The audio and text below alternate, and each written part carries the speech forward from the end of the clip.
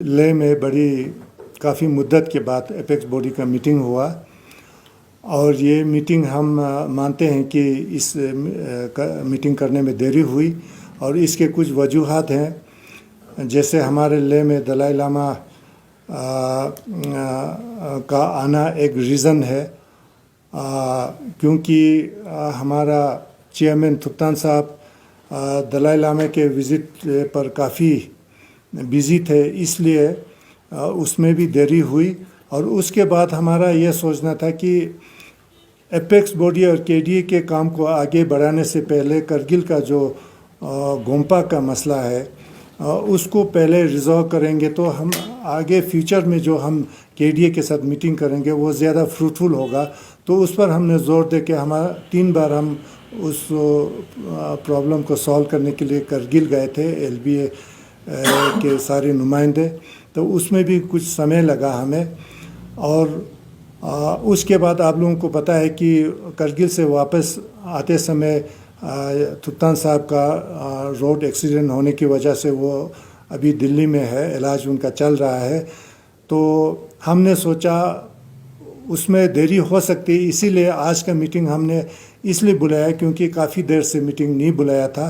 तो आज के मीटिंग में हमने कुछ डिसीजन लिए। उनमें सबसे पहला डिसीजन ये था कि एपेक्स बॉडी ने जो रिसेंटली एलबीए और केडीए के बीच में करगिल गोम्पा का जो मसला जो हल किया उसको वेलकम किया और एपेक्स बॉडी ने बहुत इसके लिए खुशी जाहिर की, क्योंकि इस मसले को हल करना हमारे आगे के जो कार्रवाई है उसमें हमें बहुत मदद मिलना था, इसलिए उसको हम सब ने वेलकम किया।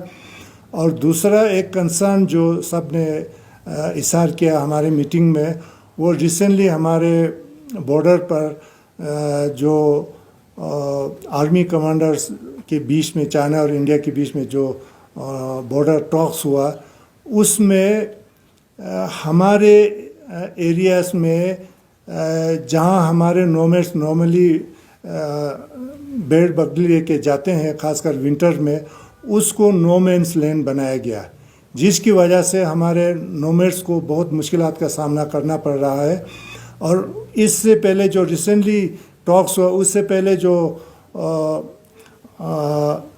कैलाश रेंज का जो मसला था वो उसमें भी हमारे एरिया में ही नो मैन्स लैंड बनाया, जिसकी वजह से हमारे नोमैड्स को बहुत नुकसान हुआ है।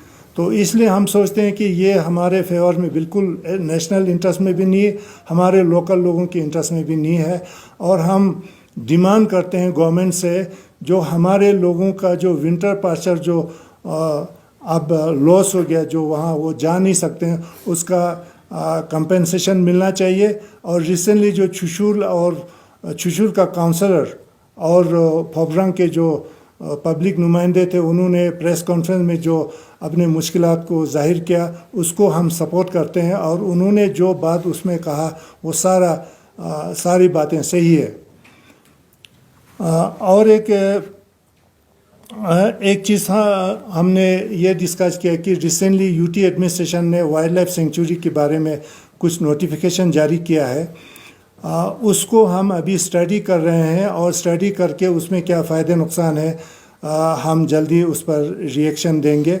ये भी आज की मीटिंग में हम डिस्कस हुआ। और एक और जो हमने पहले अनाउंस किया था कि एपेक्स बॉडी का एक यूथ विंग भी होगा, वो उसके जो ऑफिस बेयरर्स हैं वो हम जल्दी वो अनाउंस करेंगे। और इसका यूथ विंग का बनाने का मतलब ये है कि हम अपने काम को तेज़ी लाएंगे और पब्लिक में अवेयरनेस फैलाने की हम कोशिश करेंगे। और लास्टली हमने ये भी डिसाइड किया कि केडीए के साथ हम जल्दी मीटिंग करेंगे और ये मीटिंग करगिल वालों के साथ बात करके या करगिल में होगा या लेह में होगा।